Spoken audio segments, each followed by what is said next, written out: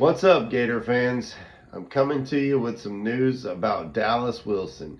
You guys know I was really high on him. I made a hype video for him basically. Ever since he's got to UF, I've been stoked about it. He played in the spring game. I want to say he had more than 200 receiving yards. It was something crazy like that. But I'm having some technical issues. My kid was on my computer, so whatever that's about. But I just want to let you guys know what my source basically told me. Um, they were saying, he went in for a procedure and they found something else. He's been playing on it for God knows how long, but it's a matter of they know now. So it's just one of those situations. Do you run him out there and risk breaking it and risk legal actions in these times, or if you give it time to heal? Um, the plan is to play the week of Texas, um, but doctors are saying it's kind of up to the kid and agents and things like that. So they may tell him just to get the surgery. So we have that, and that's horrible news because Dallas Wilson was a big part of my 10-2 that I picked the Gators for. Worst case scenario, 9-3.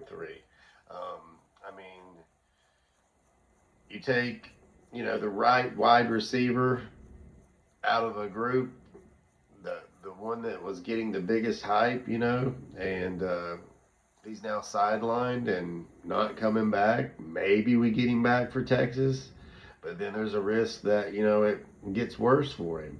So we got that going on, and I just wanted to share, to bring in, a little bit of, peace for Gainesville.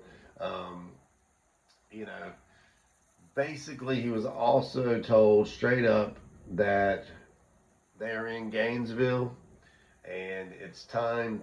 They're going to be there until it's time to go to the league. So um, this is all coming from a highly credible source, and he's really close to the situation. I know last week I told you guys I spoke to an insider that we all know, and he told me that he was in great health. Maybe he didn't know about this condition yet, but yeah, we're done, guys. As far as Dallas Wilson, he's not going to play. So we're going to have to rely on BB3, Tank Hawkins, Aiden Mizell, to catch some passes. Um, Michael Sturdivant's got to step up. I saw some promise from him, but he didn't. Nobody's done a whole lot. DJ, was a little bit out of rhythm. He's throwing, passes that don't look like DJ. But I really think this week of practice and the motivation of beating LSU and not being the laughing stock of college football means a lot to DJ and the rest of the team. We're also getting Caleb Banks back. That's great. He's a monster on the D line. So there's a lot to look forward to.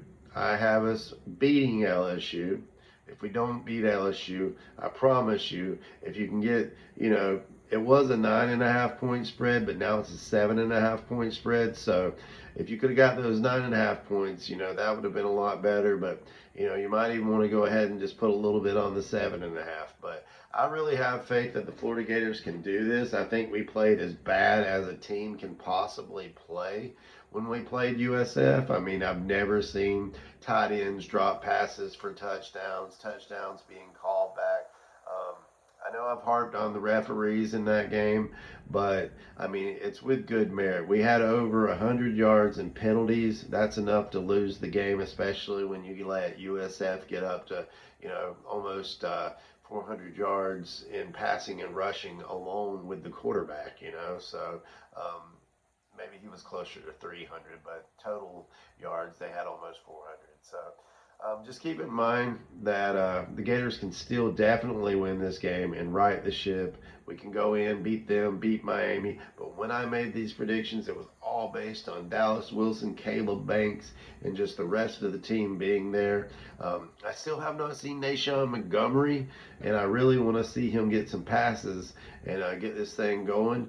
But Let's see if we can go into Death Valley and win. I truly believe we can. Stay tuned for more information, and thank you for tuning in. And as always, go Gators.